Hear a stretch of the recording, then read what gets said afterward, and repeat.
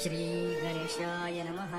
ॐ उदयाचलमागत्य वेदरूपमनामयं तुष्टावपरया भक्त्या बालकिल्यादिभिर्वृतम्। ॐ देवासुरैर्सदा वन्द्यं ग्रहैश्च परिवेष्टितं ध्यानस्तुवन् पठन्नाम यः सूर्यकवचं सदा। ॐ घृणिः पातु शिरोदेशं सूर्यः फालैः च पातु मे आदित्यो लोचने पातु श्रुति पातु प्रभाकरः। ॐ घ्राणो पातु सदा भानुः अर्कः पातु मुखं तथा जिह्वं पातु जगन्नाथ कण्ठौ पातु विभावसुः। ॐ स्कन्धौ गृहपतिः पातु भुजौ पातु प्रभाकरः भास्करः पातु हस्तौ हृदयं पातु भानुमा। ॐ मध्यं च पातु सत्त्वाश्वो नाभिं पातु नभोमणिः द्वादशात्मकटिं पातु सविता पातु सृक्किणी।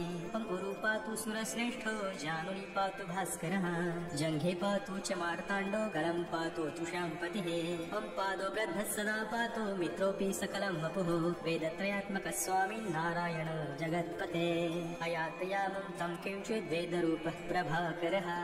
ॐ स्तोत्रणानेन सन्तुष्टो बालकिल्यादिभिर्वृतः साक्षात् वेदमयो देवो रथारूढः समागतः। ॐ तं दृष्ट्वा सहसोत्थाय दण्डवत् प्रणमन् भुविः कृताञ्जलिपुटो भूत्वा सूर्यस्याग्रे स्थितस्तदा। ॐ वेदमूर्तिर्महाभागो ज्ञानदृष्टिर्विचारे च ब्रह्मणा स्थापितं पूर्वं यातयाम विवर्जितम्। ॐ सत्त्वप्रधानं शुक्लाख्यं वेदरूपमनामयं शब्दब्रह्ममयं वेद सत्कर्म ब्रह्मवाचकम्। ॐ मुनिमध्यापयामास प्रथमौ सविता स्वयं तेन प्रथमदत्तेन वेदेन परमेश्वर। ॐ याज्ञवल्क्यो मुनिश्रेष्ठः कृतकृत्युद्भवत्तदा ऋगादि सकलान् वेदान् ज्ञात्वान् सूर्यसन्निधौ।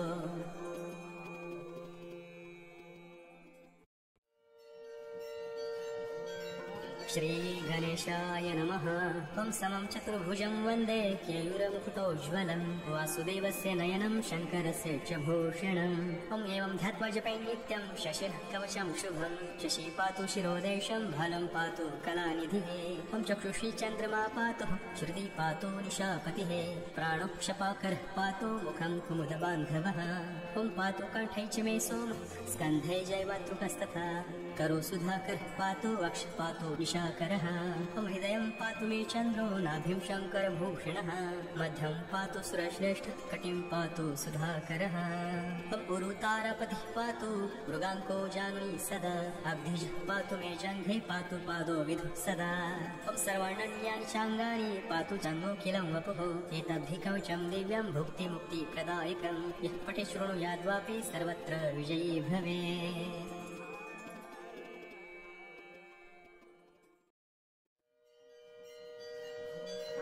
श्री गणेशाय नमः।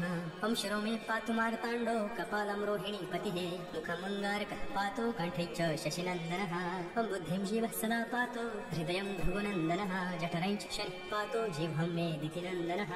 ॐ पादो केतुः सदा पातु वारः सर्वाङ्गमेव च तिथयौष्ठौ दिशः पान्तु नक्षत्राणि वपुः सदा। ॐ हंसो राशिः सदा पातु योगश्च स्थैर्यमेव च गुह्यं लिङ्गं सदा पान्तु सर्वे ग्रहाः शुभप्रदा। ॐ अणिमादीनि सर्वाणि लभते यः पठेत् ध्रुवम्। ॐ एतां रक्षां पठेद्यस्तु भक्त्या सत्प्रयतः सुधे सचिरायु सुखी पुत्रे रणे च विजयी भवे। ॐ पुत्रो लभते पुत्रौ धनार्थी धनमाप्नुयात् दारार्थी लभते भार्यां स्वरूपां सुमनोहरां। रोगे रोगत्रमुच्येत् बद्धमुच्येत् बन्धनात् जले स्थले चान्तरिक्षे कारागारे विशेषतः। ॐ यः करे धार्ये नित्यं भयं तस्य न विद्यते ब्रह्महत्यासुरापानं स्तेम गुरुवद्गनागमः। ॐ सर्वः पापः प्रमुच्येत् कवचस्य च धारणा। ॐ नारी वामभुजे धृत्वा सुखेश्वर्य समन्विता काकवन्ध्या जन्मवन्ध्या मृतवसा च या भवे भवपत्या जीववत्सा कवचस्य प्रसादतः।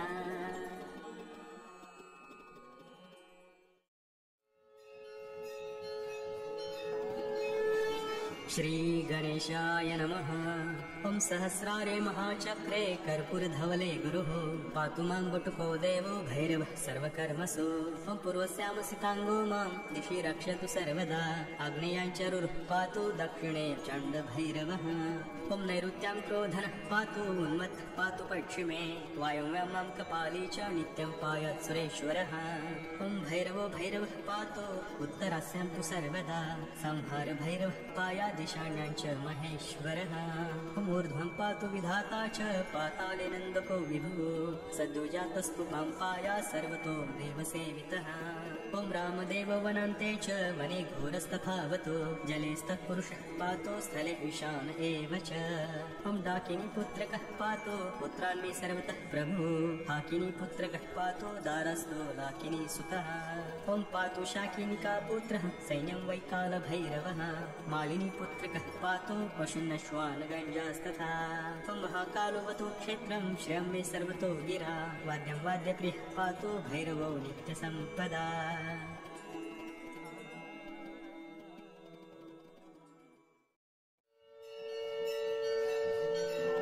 श्रीगणेशाय नमः ॐ नमामि भक्तवत्सलं कृपालुशीलकोमलं भजामि ते पदाम्बुजम् अकामिनाम स्वधामदम् ॐ निकामश्यामसुन्दरं भवाम्बुनाथमन्दरं प्रफुल्लकञ्जलोचनं मदादिदोषमोचनम् ॐ प्रलम्बबाहुविक्रमं प्रभों प्रमेय वैभवं नृशङ्गचापसायकं धरं त्रिलोकनायकम् ॐ दिनेशवंशमन्दनं महेशचापखन्दनं मुनीन्द्रसन्तरञ्जनं सुरारिवृन्दभञ्जनम् ॐ मनोजवैरिवन्दितम् अजादिदेवसेवितं विशुद्धबोधविग्रहं समस्तदूषणापहम् ॐ नमामि इन्दिरापतिं सुखाकरं सतां गतिं भजे सशक्तिसानुजं शशीपतिप्रियानुजम् ॐ त्वदङ्घ्रिमूलये नरः भजन्ति हीनमत्सरः पतन्ति नो भवार्णवे वितर्कवीचिसङ्कुले ॐ विविक्तवासिनः सदा भजन्ति मुक्तये मुदा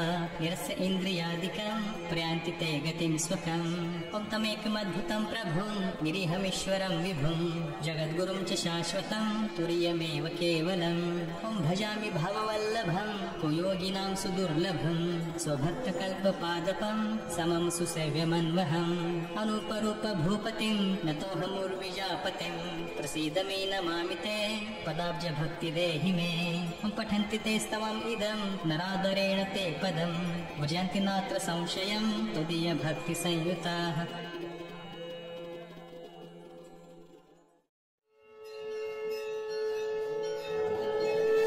गणेशाय नमः ॐ द्रव्यरूपा महाभागा स्नाने च तर्पणेऽपि च अभिषेके पूजने च पातु मां शुक्लरूपिणीम् ॐ विष्णुपादप्रसूतासि वैष्णवी नामधारिणी पाहि मां सर्वतो रक्षेत् गङ्गात्रिपथगामिनी ॐ मन्दाकिनी सदा पातु देहान्ते सुरगवल्लभा अलकनन्दा च वामभागे पृथिव्यां यातु तिष्ठते ॐ भोगवती च पाताले स्वर्गे मन्दाकिनी तथा पञ्चाक्षरमिमं मन्त्रं यः पठे शृणुयादपि ॐ रोगीरोगप्रमुच्येत् बन्धमुच्येत् बन्धनात् गुर्विणी जनेत् पुत्रं वन्ध्या पुत्रवती भवे ॐ गङ्गास्मरणमात्रेण निष्पापो जायते नरः यः पठेत् गृहमध्ये तु गङ्गास्नानं फलं लभे ॐ स्नानकाले पठेद्यस्तो शतकोटिफलं लभे यः पठेत् प्रेतो भक्त्या मुक्तकोटिकुलः सह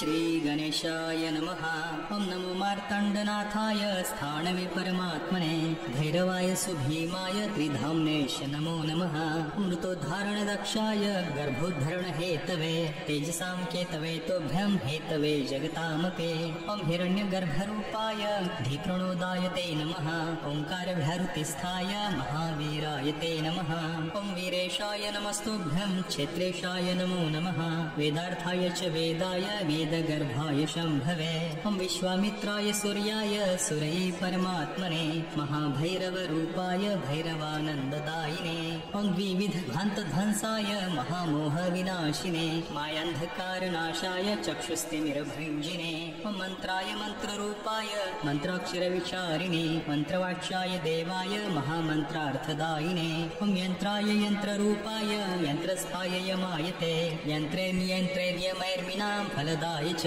ॐ अज्ञानतिमिरध्वंसकारिणे क्लेशहारिणे महापातकहर्त्रे च महाभयविनाशिने ॐ भयदाय सुशीलाय भयानकरवायते विभत्साय च रौद्राय भीताभयप्रदायिने ॐ तेजस्वी तेजरूपाय चण्डायुग्राय ते नमः बीजाय बीजरूपाय बीजभर्गाय ते नमः ॐ क्रोधभर्गाय देवाय लोभभर्गाय ते नमः महाभर्गाय मैतोभ्यं ज्ञानभर्गाय भर्गायते नमः घोरभर्गायते तुभ्यं भीतिभर्गायते नमः सुशोकाय विशोकाय ज्ञानभर्गायते नमः ॐ तत्त्वभर्गाय देवाय मनोभर्गाय वै नमः दारिद्र्यदुःखभर्गाय कामभर्गायते नमः ॐ हिंसाभर्गाय तामिश्रभर्गाय जगदात्मने अतिदुर्वासनाभर्ग नमस्ते भैरवात्मने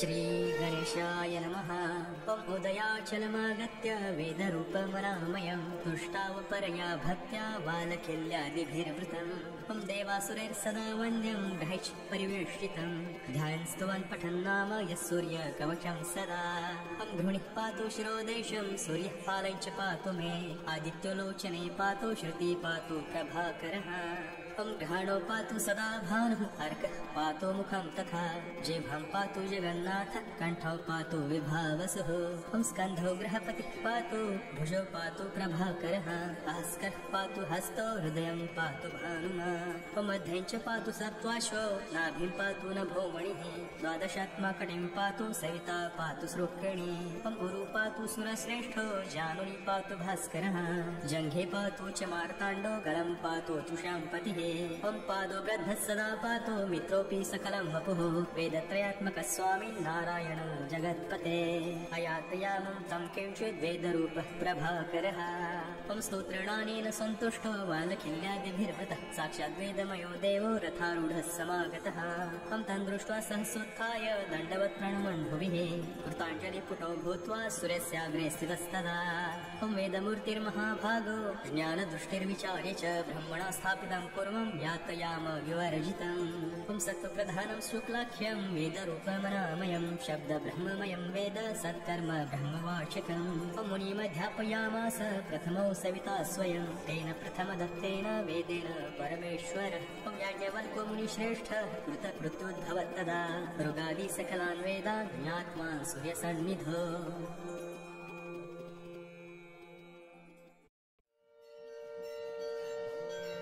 श्री गणेशाय नमः ॐ समं चतुर्भुजं वन्दे केयूरमुकुटोज्ज्वलं वासुदेवस्य नयनं शङ्करस्य च भूषणम् ॐ एवं ध्यात्वा जपै नित्यं शशिनः कवचं शुभं शशि पातु शिरोदेशं भालं पातु कलानिधिः ॐ चक्षुषी चन्द्रमा पातु श्रुति पातु निशापतिः प्राणोक्षपाकरः पातु मुखं कुमुदबान्धवः ॐ पातु कण्ठे च मे सोमः स्कन्धे जैवातृकस्तथा करो सुधाकरः पातु वक्ष पातु निशाकरः ॐ हृदयं पातु मे चन्द्रो नाभिं शङ्करभूषणः मध्यं पातु सुरश्रेष्ठः कटिं पातु सुधाकरः ॐ उरु तारापतिः पातु मृगाङ्को जानुनि सदा अब्धिजः पातु मे जङ्घे पातु पादो विधुः सदा ॐ सर्वाण्यन्यानि चाङ्गानि पातु चन्द्रोऽखिलं वपुः एतद्धिकवचं दिव्यं भुक्तिमुक्तिप्रदायकं यः पठे शृणुयाद्वापि सर्वत्र विजयी भवेत्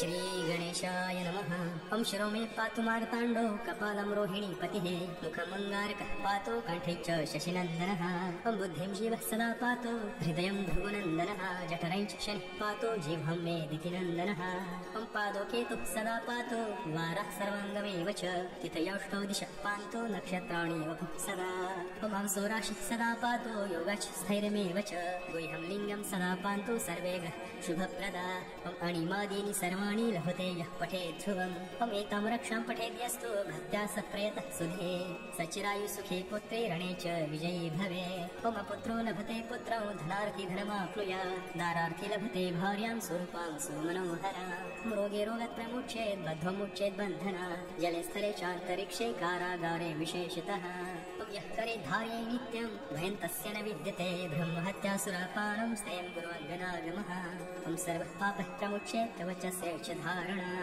ॐ नारीवामभुजे धृत्वा सुखेश्वर्यसमन्विता काकबन्धौ जन्मबन्धा मृतवत्सा च या भवेत् भवपत्या जीववत्सा कवचस्य प्रसादतः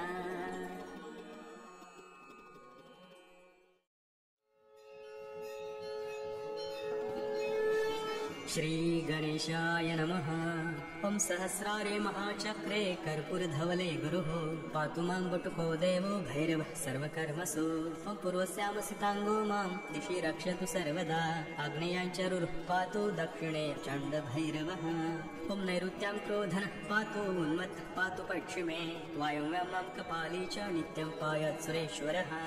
ॐ भैरवो भैरवः पातु उत्तरास्यां तु सर्वदा संहार भैरवः पायादिशान्यां च महेश्वरः। ॐ ऊर्ध्वं पातु विधाता च पाताले नन्दको विभुः सद्योजातस्तु मां पाया सर्वतो देवसेवितः। ॐ रामदेव वनान्ते च वने घोरस्तथावतो जलेस्तत्पुरुषः पातो स्थले ईशान एव च। ॐ डाकिनी पुत्रकः पातो पुत्रान्मे सर्वतः प्रभु हाकिनी पुत्रकः पातो दारस्तो लाकिनी सुतः। ॐ पातु शाकिनिका पुत्रः सैन्यं वैकालभैरवः मालिनी पुत्रकः पातो पशुन्नश्वान् गञ्जास्तथा। ॐ महाकालोऽवतु क्षेत्रं श्रियं मे सर्वतो गिरा वाद्यं वाद्यप्रियः पातो भैरवो नित्यसम्पदा।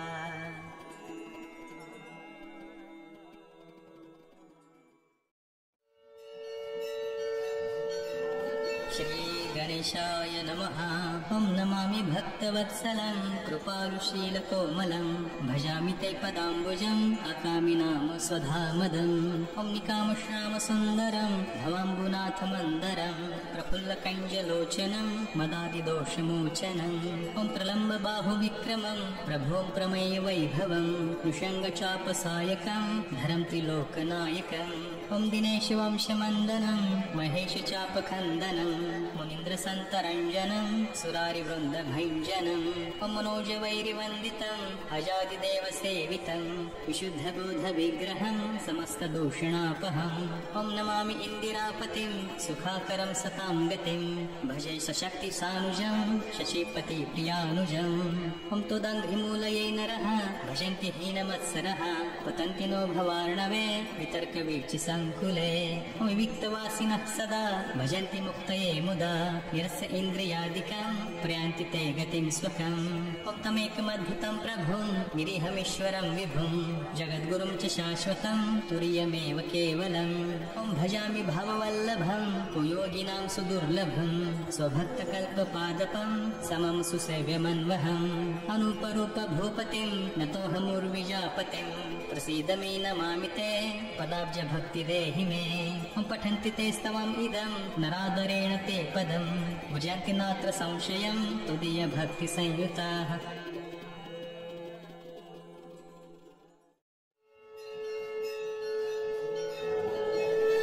गणेशाय नमः। ॐ द्रव्यरूपा महाभागा स्नाने च तर्पणेऽपि च अभिषेके पूजने च पातु मां शुक्लरूपिणीम्। ॐ विष्णुपादप्रसूतासे वैष्णवी नाम धारिणी पाहि मां सर्वतो रक्षेत् गङ्गात्रिपथगामिनी। ॐ मन्दाकिनी सदा पातु देहान्ते सुरगवल्लभा अलकनन्दा च वामभागे पृथिव्यां यातु तिष्ठते।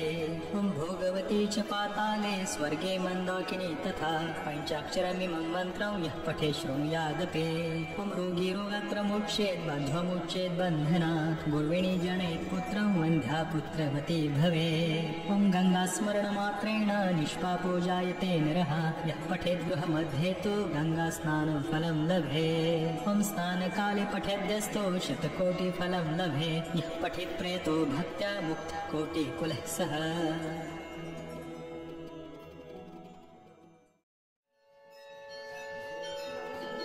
श्रीगणेशाय नमः। ॐ नमो मार्तण्डनाथाय स्थाणवे परमात्मने भैरवाय सुभीमाय त्रिधाम्नेश नमो नमः। मृतोद्धारणदक्षाय गर्भोद्धरणहेतवे तेजसां केतवे तोभ्यं हेतवे जगतामपि। ॐ हिरण्यगर्भरूपाय धीप्रणोदाय ते नमः। ओङ्कारभैरुतिस्थाय महावीराय ते नमः। ॐ वीरेशाय नमस्तुभ्यं क्षेत्रेशाय नमो नमः।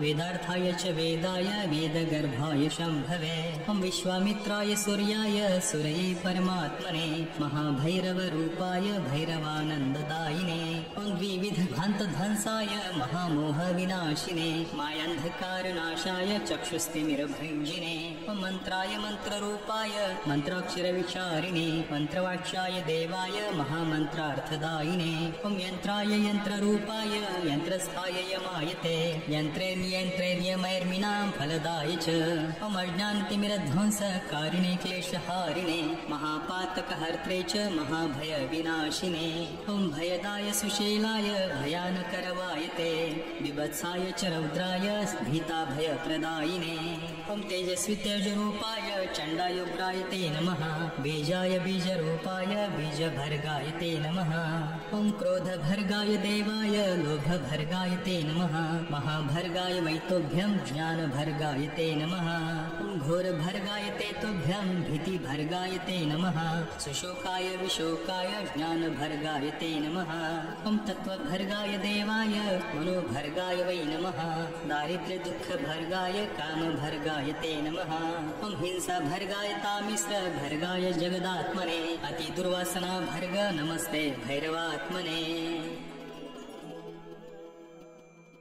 श्री गणेशाय नमः ॐ उदयाचलमागत्य वेदरूपमनामयं तुष्टावपरया भक्त्या बालकिल्यादिभिर्वृतम् ॐ देवासुरैर्सदा वन्द्यं ग्रहैः परिवेष्टितं ध्यानस्तुवन् पठन् नाम यः सूर्यकवचं सदा ॐ घृणिः पातु शिरोदेशं सूर्यः पालञ्च पातु मे आदित्योलोचने पातु श्रुति पातु प्रभाकरः ॐ ग्रहाणो पातु सदा भानुः अर्कः पातु मुखं तथा जिह्वं पातु जगन्नाथ कण्ठौ पातु विभावसुः ॐ स्कन्धौ गृहपतिः पातु भुजौ पातु प्रभाकरः भास्करः पातु हस्तौ हृदयं पातु भानुमा ॐ मध्यं च पातु सत्त्वाश्वो नाभिं पातु नभोमणिः द्वादशात्माकटिं पातु सविता पातु सृक्किणी ॐ उरु पातु सुरश्रेष्ठो जानुनि पातु भास्करः जङ्घे पातु च मार्ताण्डो गलं पातु तुषाम्पतिः ॐ पादो गृध्रः सदा पातु मित्रोऽपि सकलं वपुः वेदत्रयात्मकः स्वामी नारायणो जगत्पते अयातयामं तं किञ्चित् वेदरूपः प्रभाकरः ॐ स्तोत्रणानेन सन्तुष्टो बालकिल्यादिभिर्वृतः साक्षात् वेदमयो देवो रथारूढः समागतः तं तं दृष्ट्वा सहसोत्थाय दण्डवत् प्रणमन् भुविः कृताञ्जलिपुटो भूत्वा सूर्यस्याग्रे स्थितस्तदा ॐ वेदमूर्तिर्महाभागो ज्ञानदृष्टिर्विचारे च ब्रह्मणा स्थापितं पूर्वं यातयाम विवर्जितम् ॐ सत्त्वप्रधानं शुक्लाख्यं वेदरूपमनामयं शब्दब्रह्ममयं वेद सत्कर्म ब्रह्मवाचकम् ॐ मुनिमध्यापयामास प्रथमो सविता स्वयं तेन प्रथमदत्तेन वेदेन परमेश्वरः ॐ याज्ञवल्क्यो मुनिश्रेष्ठः कृतकृत्योद्भवत्तदा मृगादि सकलान् वेदान् ज्ञात्वान् सूर्यसन्निधो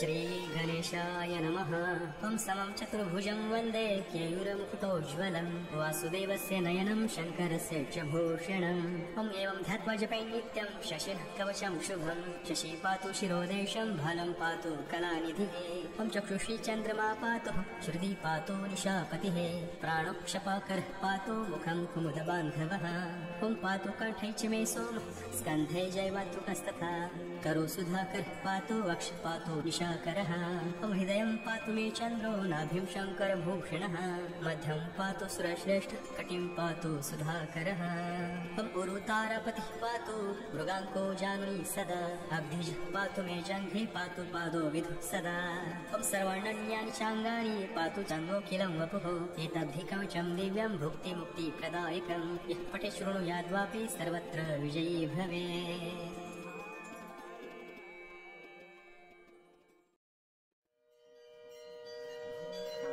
श्री गणेशाय नमः ॐ शिरो मे पातु मार्ताण्डो कपालं रोहिणीपतिः मुखमङ्गारकः पातु कण्ठे च शशिनन्दनः ॐ बुद्धिं जीवः सदा पातु हृदयं भृगुनन्दनः जठरं च शनिः पातु जिह्वं मे दितिनन्दनः ॐ पादो केतुः सदा पातु वारः सर्वाङ्गमेव च तिथयौष्टौ दिशः पान्तु नक्षत्राणि वपुः सदा ॐ हंसो राशिः सदा पातु योगच्छ स्थैर्यमेव च गुह्यं लिङ्गं सदा पान्तु सर्वे ग्रह शुभप्रदा ॐ अणिमादीनि सर्वाणि सर्वाणि लभते यः पठेत् ध्रुवम् हम एतां रक्षां पठेद्यस्तु भक्त्या सः प्रयतः सुधे सचिरायु सुखी पुत्रे रणे च विजयी भवे मम पुत्रो लभते पुत्रौ धनार्थी धनमाप्नुयात् दारार्थी लभते भार्यां स्वरूपां सुमनोहरां रोगे रोगत्रमुच्येत् बद्धमुच्येत् बन्धनात् जले स्थले चान्तरिक्षे कारागारे विशेषतः यः करे धार्ये नित्यं भयं तस्य न विद्यते ब्रह्महत्यासुरापानं स्तेयं गुरुवर्गनागमः हम सर्वः पापः प्रमुच्येत् कवचस्य च धारणा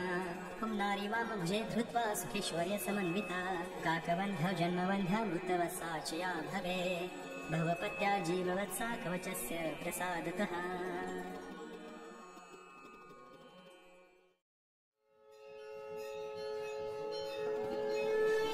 श्री गणेशाय नमः ओम सहस्रारे महाचक्रे कर्पूरधवले गुरुः पातु मां बटुको देवो भैरवः सर्वकर्मसु ओम पूर्वस्यामसिताङ्गो मां दिशि रक्षतु सर्वदा आग्नेयाञ्चरुः पातु दक्षिणे चण्डभैरवः ओम नैऋत्यां क्रोधनः पातु उन्मत्तः पातु पश्चिमे वायव्यां मां कपाली च नित्यं पायात् सुरेश्वरः ओम भैरवो भैरवः पातु उत्तरास्यां तु सर्वदा संहार भैरवः पायात् ईशान्यां च महेश्वरः ऊर्ध्वं पातु विधाता च पाताले नन्दको विभुः सद्योजातस्तु मां पायात् सर्वतो देवसेवितः ओम रामदेव वनान्ते च वने घोरस्तथावतो जलेस्तत्पुरुषः पातो स्थले ईशान एव च ओम डाकिनी पुत्रकः पातो पुत्रान्मे सर्वतः प्रभु हाकिनी पुत्रकः पातो दारस्तो लाकिनी सुतः ओम पातु शाकिनिका पुत्रः सैन्यं वैकालभैरवः मालिनी पुत्रकः पातो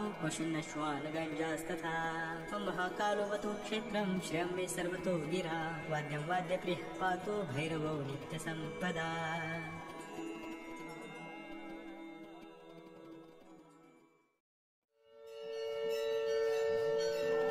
श्री गणेशाय नमः ओम नमामि भक्तवत्सलं कृपालुशीलकोमलं भजामि ते पदाम्बुजम् अकामिनाम स्वधामदम् ओम निकामश्यामसुन्दरं भवाम्बुनाथमन्दरं प्रफुल्लकञ्जलोचनं मदादिदोषमोचनम् ओम प्रलम्बबाहुविक्रमं प्रभों प्रमेय वैभवं नृशङ्गचापसायकं धरं त्रिलोकनायकम् ओम दिनेशवंशमन्दनं महेशचापखन्दनं मुनीन्द्रसन्तरञ्जनं सुरारिवृन्दभञ्जनम् ओम मनोजवैरिवन्दितम् अजादिदेवसेवितं विशुद्धबोधविग्रहं समस्तदूषणापहम् ओम नमामि इन्दिरापतिं सुखाकरं सतां गतिं भजे सशक्तिसानुजं शचीपतिप्रियानुजम् ओम तुदङ्घ्रिमूलये नरः भजन्ति हीनमत्सरः पतन्ति नो भवार्णवे वितर्कवीचिसङ्कुले ओम विविक्तवासिनः सदा भजन्ति मुक्तये मुदा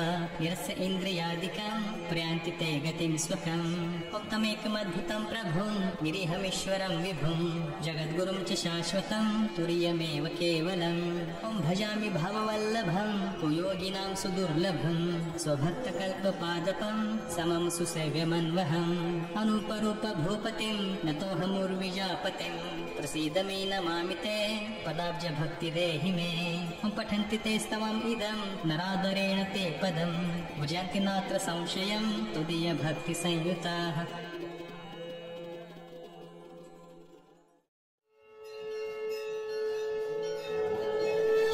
गणेशाय नमः ओम द्रव्यरूपा महाभागा स्नाने च तर्पणेऽपि च अभिषेके पूजने च पातु मां शुक्लरूपिणीम् ओम विष्णुपादप्रसूतासे वैष्णवी नामधारिणी पाहि मां सर्वतो रक्षेत् गङ्गात्रिपथगामिनी ओम मन्दाकिनी सदा पातु देहान्ते स्वर्गवल्लभा अलकनन्दा च वामभागे पृथिव्यां यातु तिष्ठते ओम भोगवती च पाताले स्वर्गे मन्दाकिनी तथा पञ्चाक्षरमिमं मन्त्रं यः पठे शृणुयादपि ओम रोगी रोगत्रमुच्येत् बन्ध्वमुच्येत् बन्धनात् गुर्विणी जनेत् पुत्रं वन्ध्या पुत्रवती भवे ओम गङ्गास्मरणमात्रेण निष्पापो जायते नरः यः पठेत् गृहमध्ये तु गङ्गास्नानफलं लभे ओम स्नानकाले पठेद्यस्तो शतकोटिफलं लभे यः पठेत् प्रेतो भक्त्या मुक्तकोटिकुलः सः